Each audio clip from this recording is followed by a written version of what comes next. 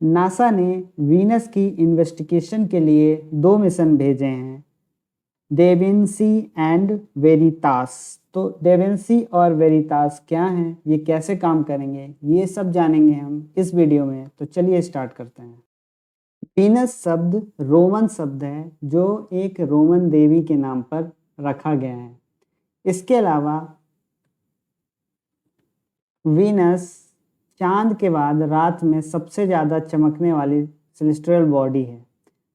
Venus और पृथ्वी की अगर तुलना करें तो ये दोनों एक जैसे हैं, इनका कोर एक जैसा है, मेंटल है, रॉकी है, आयरन है।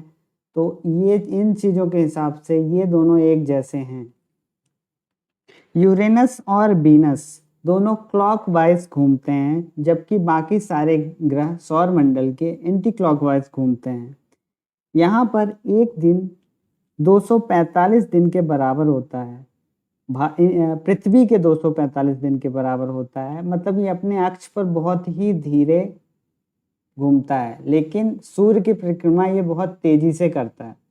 वीनस का एटमॉस्फेयर कार्बन डाइऑक्साइड और ग्रीन हाउस गैसों से बना हुआ है। इस कारण से यहाँ बहुत ज़्यादा गर्म होता है ये ग्रह। यहाँ पर एक शीशे को अगर रख दिया जाए तो वो बहुत ही कम समय में पिघल जाएगा। लेकिन ऐसा माना जाता है कि बहुत हजारों सालों, करोड़ों सालों पहले यहाँ पर जीवन संभव था। यहाँ पे कुछ ऐसे ट्रेसेस मिले हैं, जब पहले बहुत सारे मिशंस गए हैं तो उन्हें ट्रेसेस मिले हैं कि पहले यहाँ पर पानी और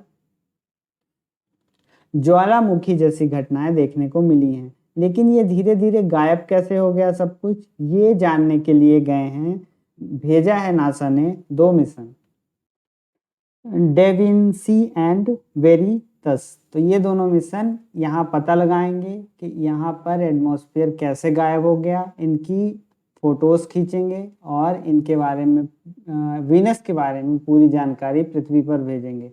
यहाँ पे हाई कॉन्फ़िगरेशन कैमरे लगे हुए हैं जिसके द्वारा ये इमेज लेंगे।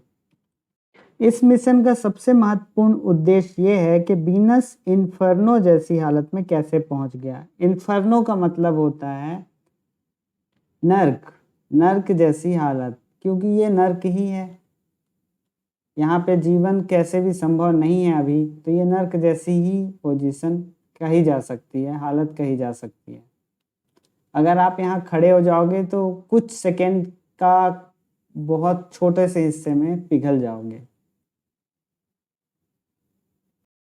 इस मिशन का मुख्य उद्देश्य यह भी है कि क्या कभी वीनस पर मनुष्य के रहने लायक हालत हो सकती है, क्या ये इसे नया घर इंसान बना सकते हैं।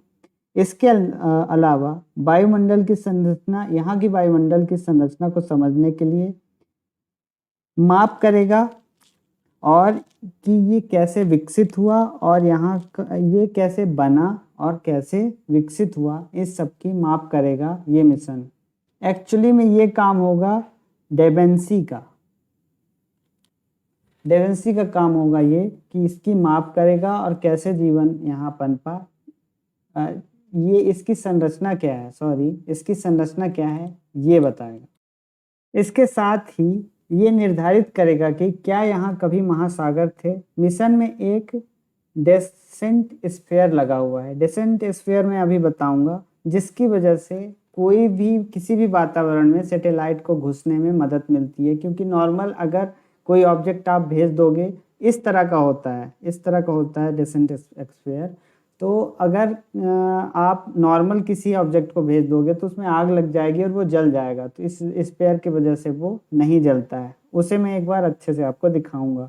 इसके अलावा गैसों और अन्य तत्वों का सटीक मेजरमेंट को समझने के लिए भी कि वीनस पर गैसें इतनी गर्म क्यों हैं और जो एटमॉस्फेयर पहले था वो गायब कैसे हो गया, उस सब में भी डेविंसी मदद करेगा। इसके बाद हम बात करते हैं डेविंसी एंड वेरिटास के पहले नासा ने 1978 में एक मिशन भेजा था वीनस के लिए। उसके बाद अब जा कर के वो दोबारा इस चीज़ में एक्टिव हो रहे हैं।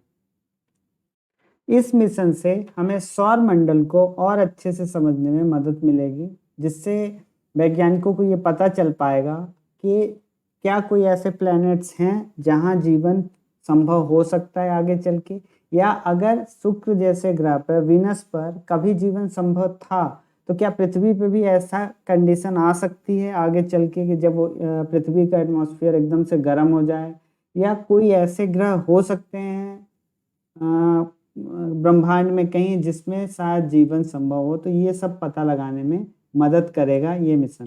वेरिटास मिशन वीनस के जियोलॉजिकल हिस्ट्री को समझने में तथा उसका मैप तैयार करने में मदद करेगा और ये बताएगा कि ये अर्थ से इतना अलग कैसे हो गया, क्योंकि ये एक जैसा था तो अलग कैसे हो गया।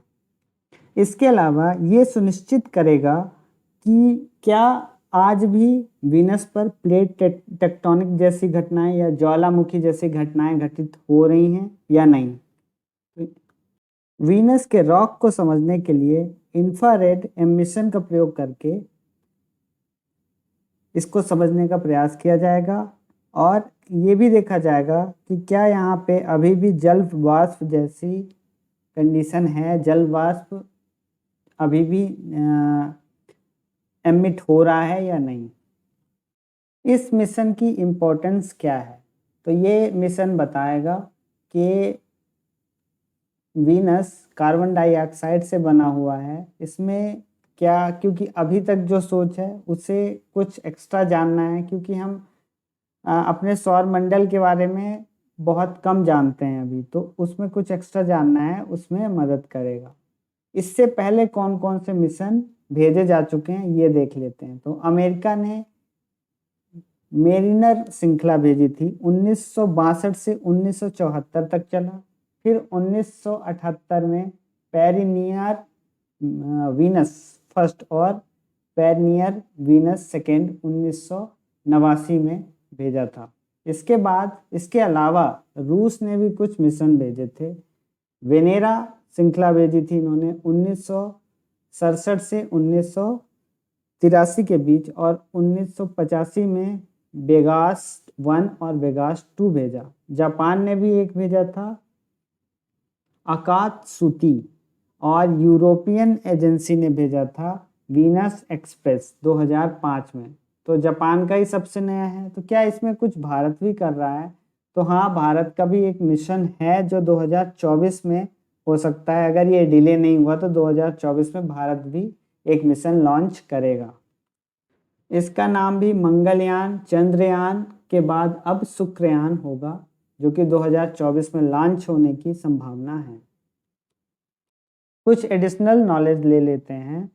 अगर हम बात करेंगे मास, साइज एंड डेंसिटी की, तो ये पृथ्वी के जैसा ही है। इसे पृथ्वी की जुड़वा बहन भी कहते हैं। इसके अलावा चंद्रमा के अलावा सबसे पास का ग्रह या कोई सेलेस्टियल बॉडी है तो वो है शुक्र। इसका एटमॉस्फेयर बहुत ज़्यादा घना है और 90 गुना है पृथ्वी के वायुमंडल से। इसके अलावा डेसेंट स्फीयर के बारे में देख लेते हैं। ऐसा अगर दिखता है कुछ तो उसे डेसेंट स्फीयर कहते हैं, मतलब आगे की ओर थोड़ा झुका हुआ और पीछे इस तरह की कोन जैसा शेप होता है। इस तरह की किसी भी बॉडी को किसी भी एटमॉस्फेयर में घुसने में मदद मिलती है। आग लगने की संभावना, उसके जलने और खत्म नष्ट होने की संभावना कम रहती है। तो ये था आज का डिस्कशन नासा के 2 मिशंस के बारे में। उम्मीद है आपको अच्छा लगा होगा। Thank you for watching Edave study.